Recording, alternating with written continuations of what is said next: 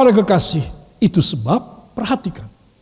Yesus akan selalu nyata kepada orang yang titik-titik yang mengasihinya. Saudara tidak sempat berdoa karena wah, saudara sudah pek banget pikirannya, sudah judek, sudah gak bisa mikir jalan buntu, pendek kata. Karena saudara terlalu tegang, saudara terlalu sedih, saudara terlalu ketakutan. Tetapi bila saudara mengasihi dia, saudara, engkau mungkin tidak perlu berdoa karena dia langsung turun tangan kepadamu. Iya, Yesus akan selalu siap, standby, selalu nyata kepada orang yang mengasihi dia. Ayo jemaat yang kekasih, semua saudara mendengar firman. Mulai saat ini aku mau mengasihi dia lebih dari semuanya. Saya mau tanya, tolong dijawab. Apakah juga lebih dari hobi saudara? Belum semua menjawab. Apakah saudara harus mengasihi Tuhan Yesus lebih dari hobi saudara? Ya apa tidak? Apakah lebih dari mencari uang dan mata pencaharian saudara? Apakah lebih dari mengasihi keluarga saudara? Ya. Anak-anakku yang masih muda, tolong dijawab sekarang bagian anak muda. Apakah engkau mengasihi Tuhan lebih daripada mengasihi pacarmu dan calon istri atau suamimu? Ya. Ya apa tidak? Jawab. Ya. Siap. Ya. Ayo. Apakah engkau mengasihi Tuhan Yesus lebih dari pacarmu? Di tangannya kindi. Apakah engkau mengasihi dia lebih dari pacarmu? Gitu loh ya. Para kekasih, itu sebab Anda dan saya harus kepada Tuhan nomor satukan. Engkau lupa menomor satukan, engkau rugi sendiri. Engkau tidak sudi menomorsatukan dia, mengasihi dia, engkau rugi sendiri. Umur kita orang hanya singkat. Tetapi anugerah Tuhan luar biasa. Tolong dibaca. 1, 2. Yesus akan selalu nyata kepada orang yang mengasihinya. Kita ganti orang dengan saya. Yesus akan selalu nyata kepada saya yang mengasihinya. Amin. Pokok pelajaran kedua, rahasia firman dan kuasa perjamuan kudus. Jadi rahasia firman dan perjamuan kudus yang kemarin kita lakukan itu hari ini tidak ada, besok minggu lagi ada. Jadi firman dan perjamuan kudus adalah dua unsur ilahi. Katakan firman dan perjamuan kudus adalah dua unsur ilahi yang harus melekat dengan saya. Saudara, perhatikan ini luar biasa. Orang yang menyatu dengan perjamuan kudus, dia mengalami penyucian dari dosanya. Katakan amin. Dan dia akan mengalami mujizat dalam hidupnya. Dia akan selalu, Tuhan akan selalu memberi. Dan dia orang ini selalu terima. Ya, bagian pertama, Yesus akan selalu nyata kepada orang yang mengasihinya. Dan Yesus selalu memberi melalui rahasia firman yang dibuka dan melalui perjamuan kudus. Perjamuan kudus adalah identik dengan penyucian dan mujizat. Katakan perjamuan kudus adalah sama dengan penyucian dan mujizat. Beri tepuk tangan bagi dia. Haleluya. Itu sebab anak-anak Tuhan perhatikan. Kalau engkau mau dipilih oleh Tuhan, engkau harus dekat dengan dia. Utamakan lebih daripada hobi saudara. Saudara mungkin punya hobi yang hebat. Udah begitu mahal lagi hobinya. Wah, pendek kata saudara bangga dengan hobi saudara. Hobi saudara membuat separasi, pemisahan dengan khalayak rendahan. Hobi saudara mahal sekali. Sehingga engkau muncul sebagai satu kelompok kecil saja yang elitis. Sekalipun kau harus meninggalkan ini. Kau harus mengalahkan itu demi mengasihi Tuhan Yesus. Saya ingin sampaikan, ketika saudara meninggal, saudara pasti menuju ke salah satu. Katakan salah satu. Tujuan orang mati. Apa kira-kira? Oh ya, salah satunya. Apakah kuburan atau krematorium? Tidak. Itu adalah sorga atau neraka. Wah, sudah. Orang tidak beragama juga sudah ngerti kok, saudara. Cuma nggak percaya gitu aja. Cuma ngerti. Nah, saya beritahu kepada saudara. Kalau kita harus memilih. Katakan, bila saya sudah harus memilih. Maka saat ini juga, sampai saya mati, saya tidak boleh berubah tujuan. Tujuan saya, sorga yang mulia. Amin. Itu sebab seorang mendengar rahasia firman diungkapkan dan makan perjamuan kudus, udah komplit dia. Dia ada di dalam teritori, wilayah kekuasaan dari sorga. Cuma dia masih di bumi. Anda dan saya masih di bumi. Tapi kita sudah dikooptasi. Kita sudah ada pada teritori, dominasi daripada kerajaan sorga. Itulah sebabnya Yesus mengajar dalam Matius pasal yang ke-6. Bapa kami yang ada di dalam sorga, dikuduskanlah namamu. Terus. Apa? Apa? Datanglah. Apa? Datanglah kerajaan. Jadilah kehendak di bumi seperti di sorga. Sebab saya dan saudara harus percaya kepada kita dengan kuasa. Amin. Bisa mengerti? Tolong kasih tahu. Pak Pendeta tadi bilangnya gini.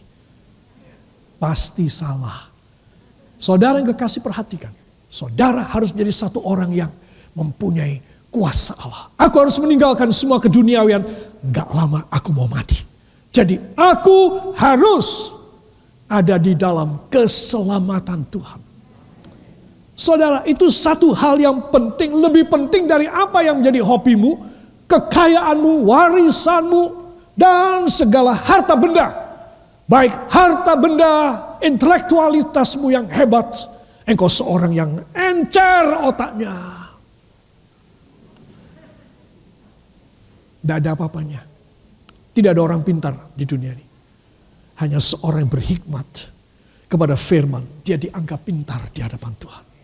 Itu sebab Anda dan saya harus tahu bahwa rahasia firman yang kita terima akan melindungi kita dahsyat, bukan hanya mempermuliakan, tetapi melindungi kita. Dalam pelayanan kami saya melihat puluhan, mungkin ada 200-an lebih orang meninggal dalam kemuliaan. Dan menurut saya itu dahsyat. Melihat orang meninggal dalam kemuliaan Tuhan, saudara, begitu banyak. Bukan menjadikan saya terbiasa. Tapi saben kali membuat saya kagum akan perbuatan tangan Tuhan. Bahwa seorang berdosa bisa mati di dalam kemuliaan Tuhan. Saya yakin saudara kepingin. Dengan cara bagaimanapun kita akan mengalami kematian. In any means and any factors of our death. We just going up. Just our dress just going. Come entering the kingdom of God. Whatever, any manners and any things, problems in our life. Or any things that is bad in our life. And bring us to become death in this earth. But we will straight away we come into the kingdom of God. Oleh sebab kematian apapun. Kecelakaan, karena terorisme, karena peperangan, karena sakit COVID, atau karena apapun yang saudara tidak bisa bayangkan. Itu sebab kalau saya dan saudara mempunyai rahasia ini, bahwa kita dipilih oleh Tuhan untuk kita boleh mendapat hidup sisa ini luar biasa. Kalahkan kemiskinanmu, kalahkan sakit kronismu, kalahkan semua kehidupanmu yang tidak senang, tidak happy, tidak sejahtera. Masa kita mau mati dalam keadaan demikian? Kiranya tidak, kiranya tidak. Dan ini ada satu pelajaran yang penting sekali.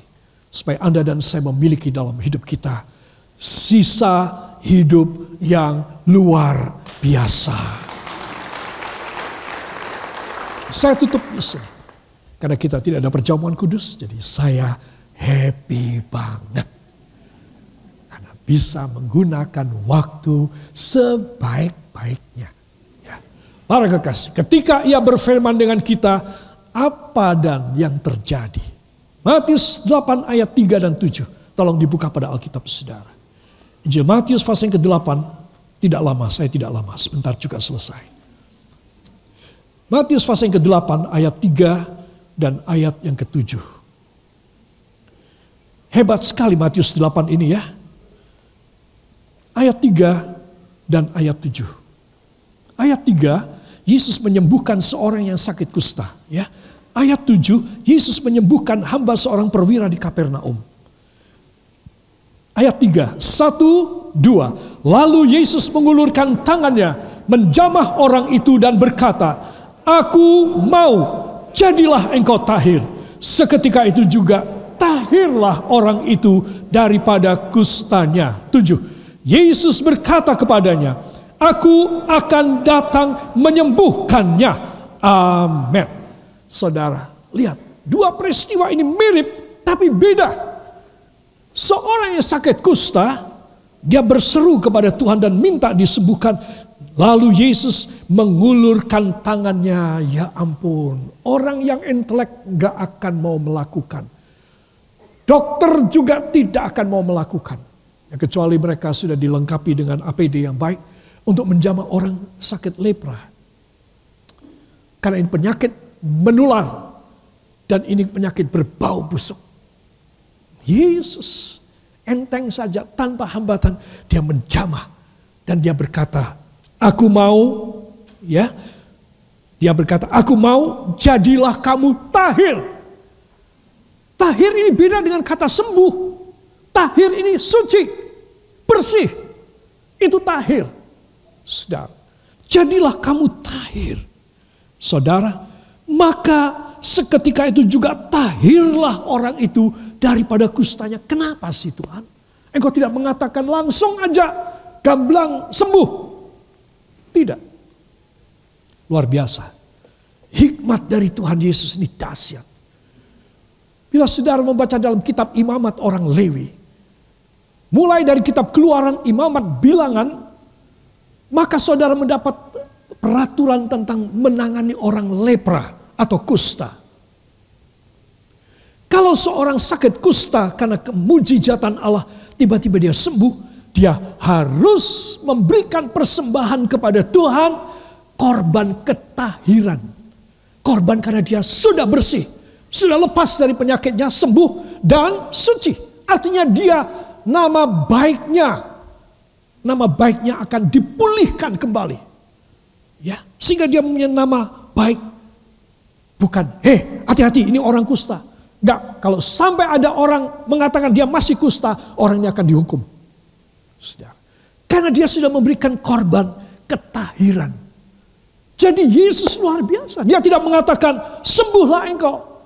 Sembuh belum tahir. Kapan ada kata tahir? Bila mana orang ini sudah mempersembahkan korban ketahiran. Saudara, dan itu yang dilakukan oleh Yesus. Itu sebab Yesus berkata, tahirlah engkau. Tiba-tiba kulitnya mulus kembali seperti kulit anak kecil. Tidak ada bau yang busuk. Semuanya Kalau umpamanya jarinya sudah lepas, atau telinganya sudah lepas satu, atau hidungnya sudah keruak, maka ketika Yesus berkata, tahirlah kamu, tubuhnya kembali utuh. Itu yang terjadi, saudara. Jadi saudara mesti tahu, ketika dia berfirman kepada saudara, dia berkata kepada saudara, semua cacat celah kita semua, termasuk penyakit kita, kebusukan kita, dan segala kepretelan kita. Apa namanya kepretelan? Semua keberantakan kita orang diutuhkan kembali. Saya sangat percaya pada kuasa firman. 48 tahun kami melayani Tuhan. Yaitu sejak kami menikah, 5 hari, tanggal 15 Mei, kami menikah, tanggal 20 Mei, kami masuk kota Magelang. Bawa barang-barang pindah ke Jalan Jambon nomor 6, rumah bekas mantan bupati, saudara, dan kita melayani Tuhan dalam kebaktian di sana. Selama itu, saudara, saya beritahu kepada Anda bahwa mujizat itu mudah terjadi. Itu yang membuat banyak anak Tuhan datang kepada Tuhan. Kita tidak mengadakan entertainment, kita tidak mengundang artis ini ataupun seorang yang pelawak yang terkenal sekali itu. Dia mau diundang ke gereja asal bayarnya kuat, saudara. Atau siapapun tidak dan tidak akan pernah sampai Tuhan datang. Kita hanya berkembang karena mujizat keluar dari firman Tuhan. Dan di luar sana, kesaksian begitu dahsyat di masa pandemi ini. Ketika orang sudah tidak lagi tertutup dengan dinding-dinding gereja. Dan orang boleh mendengar firman Tuhan yang begitu berlalu lalang, begitu padat lalu lintas firman di dunia maya dan internet. Orang bisa mendengar firman. Saya beritahu kepada saudara, Dia mau mentahirkan kita. Katakan, bila saya ditahirkan, pastilah saya disembuhkan. Dalam nama Yesus. Amin. Yang kedua, Matius pasal yang ke-8 ayat 26.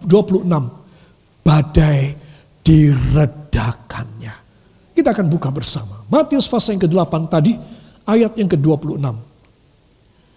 Saudara masih segar ya, saudara? Oh, puji Tuhan. Jadi saya bisa menyelesaikan 23 slide ini. Para kekasih. Ya. Matius 8 ayat 23, ini judulnya angin ribut diredakan. Angin ribut dibikin reda. Gampang masalah begini, kita tidak khawatir kok. Kalau berlayar, siapa bilang? Ya, 1, 2. Lalu Yesus naik ke dalam perahu dan murid-muridnya pun mengikutinya. Terus sekonyong-konyong mengamuklah angin ribut di danau itu, sehingga perahu itu ditimbus gelombang. Tetapi Yesus tidur. Maka datanglah murid-muridnya membangunkan dia, katanya, Tuhan, tolonglah kita binasa. Ia berkata kepada mereka, mengapa kamu takut? Kamu yang kurang percaya. Lalu bangunlah Yesus, menghardik angin dan danau itu. Maka danau itu menjadi teduh sekali. Amin. Hebat sekali. Mungkin sudah bilang, apa perlunya buat saya? Saya tidak akan naik perahu. Saya tidak akan menuju ke mana-mana naik melalui perairan. Tidak.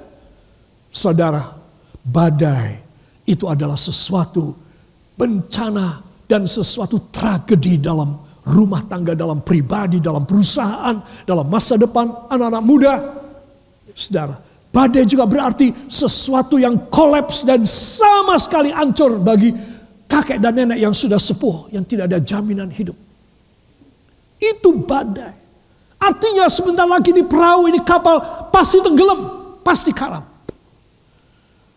Kalau Anda dan saya menyadari bahaya-bahaya di luar Kristus, maka Anda dan saya membutuhkan kuasa meredakan.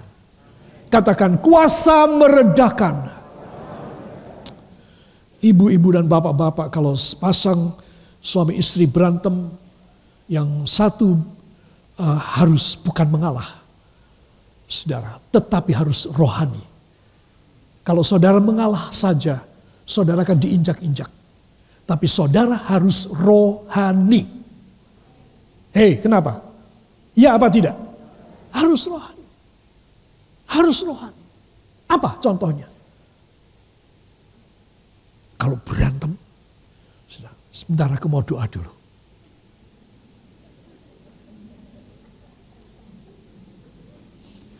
Wani dia berantem terus. Berani apa tidak? Takut kualat dia. Dicoba ya. Oh enggak ada pertengkaran di rumah saudara. Tetapi kalau in case saudara ada quarreling dalam keluarga, saudara seorang harus rohani. Puji Tuhan yang, wah, aku mau ngata-ngatain dia, aku mau membentak dia, kok dia doa ya. Ya wis, aku tak melu doa. Ya. Artinya bertobat. Ada badai apa tidak? Tidak ada badai. Mau dicoba? Katakan, bila mana terjadi, saya akan mencobanya. Tetapi dalam nama Yesus tidak akan terjadi. Amin. Badai diredakannya. Para kekasih, pegang janji ini. Kalau ia berfirman, ia bersabda, badai reda. Amin. Jadi pagi ini engkau mendengar firman, semua macam badai, taufan, cyclone, ataupun segala macam typhoon dalam hidupmu akan menjadi reda. Terakhir, Wahyu pasal yang ke-22 ayat 20 dan 21, saya undang kita bangkit berdiri. Ia yang memberi kesaksian tentang semuanya ini berfirman, ya, aku datang segera. Amin.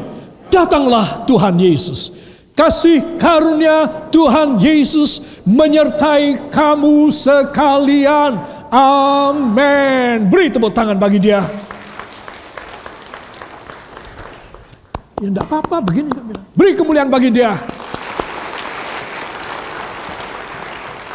Ayat-ayat terakhir dari Alkitab kita ini luar biasa. Tuhan mau supaya saya dan saudara mengerti rahasia pasal 22 dari penghujung Alkitab kita. Apa judul di atasnya? Apa? Penutup. Saya dan Anda harus menutup hidup kita dengan ini. Bukan Alkitab kita saja. Bukan pelajaran Alkitab kita saja. Tapi hidup saya dan hidup saudara. Ia yang memberi kesaksian tentang semuanya ini berfirman. Artinya berkata kepada kita. Ketika ia berbicara kepada kita. Ketika ia berbicara dengan kita, hati kita berkobar-kobar. Dan pagi hari ini, sebelum kita berpisah, kiranya Roh Kudus mengobarkan hati kita. Semangat kita, cinta kita kepada Yesus. Dan, katakan, dan saya akan pulang sepenuh kuasa Allah dalam hidup saya. Dalam nama Yesus. Amin.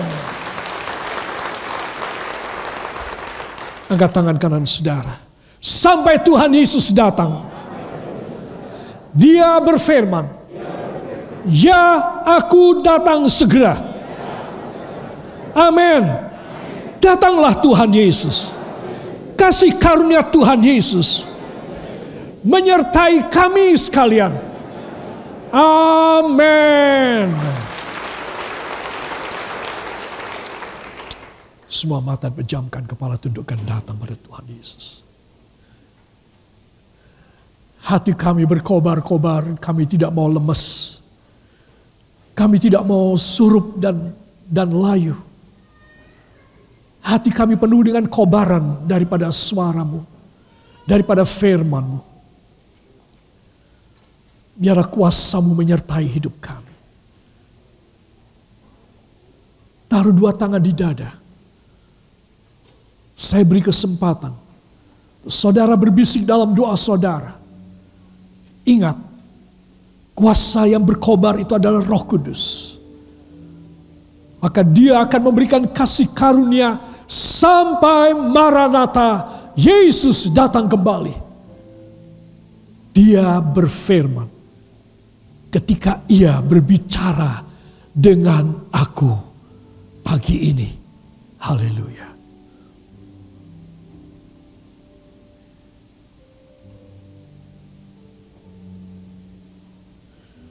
Dia mengatakan betapa senangnya, betapa bungahnya aku kalau api itu telah menyala.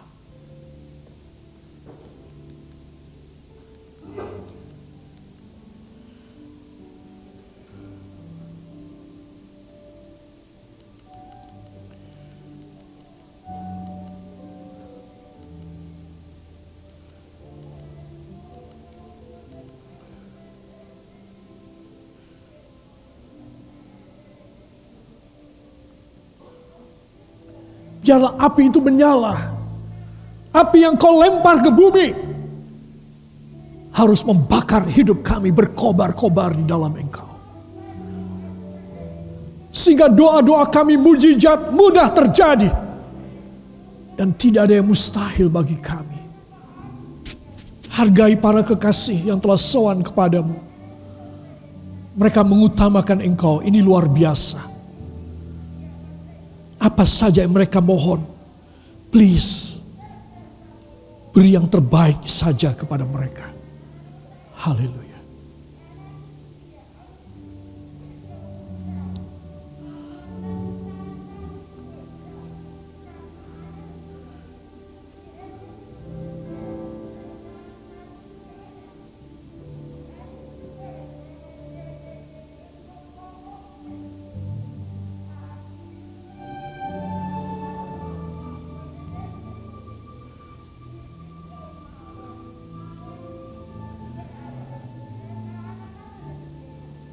Kau menghargai tiap bisik doa dari para kekasih. Siapa yang percaya bahwa Tuhan mendengar dan memberi, melakukan doa saudara, angkat dua tangan ucapkan terima kasih kepadanya. Terima kasih Bapa. Terima kasih Yesus. Terima kasih Roh Kudus. Dengan kobaran apimu, hamba percaya mujizat terjadi. Dalam nama Yesus. Amin. Beri tepuk tangan bagi Dia. Para kekasih, perhatikan di sini. Saya merasa perlu menyampaikan kata-kata terakhir daripada ayat ini. Ya. Yesus tadi berfirman, betapa yang kita baca tadi, saudara, betapa hatiku penuh kegirangan, sukacita kalau api ini berkobar. Aku datang melempar api ini ke bumi. Ya. I came to cast fire upon the earth. And what do I desire if it is already kindled? Saudara, dia berkata, aku datang melempar api. Melempar, cast fire. And what do I desire? Kata desire, aku penuh dengan gairah, aku penuh dengan kerinduan, obsesi. Desire itu bukan beda dengan will. Desire merupakan satu luapan isi hati. If it is already kindled, kalau itu sudah menyala. Karena saya mau membacakan dalam bahasa Jawa untuk saudara. Lukas 12:49 ini. Yang bisa bahasa Jawa, baca bersama saya. 1, 2. Tekoku ngurep pakai geni ono ing bumi. Lan ibo senengku yen geni kui bisa muruk. Amin. Tahu artinya? Wow. Ya, saudara, tadi malam dan dibalas tadi pagi saya mengecek pada staf saya. Apa arti ibo senengku? Artinya hatiku akan sangat senang kalau itu terjadi. Ibo senengku. Tekoku ngurep pakai geni. ana ing bumi lan iba senengku yen geni kuwi bisa murup. Pertanyaannya, apakah geni kuwi bisa murup pada Anda, pada saya? Bikin hati dia senang dengan geni ini murup kepada kita. Siapa yang mau demikian? Angkat dua tangan. Ya Tuhan Yesus, biarlah kehendak firman-Mu terjadi pada hamba. Biarlah api itu berkobar, murup, menyala, berapi-api di dalam hidup hamba. Hamba mau menyenangkan Engkau, mempersembahkan hidup hamba, dan Engkau menyenangkan hamba dengan segala kebaikan-Mu, segala mujizat-Mu, dalam nama Yesus. Amin.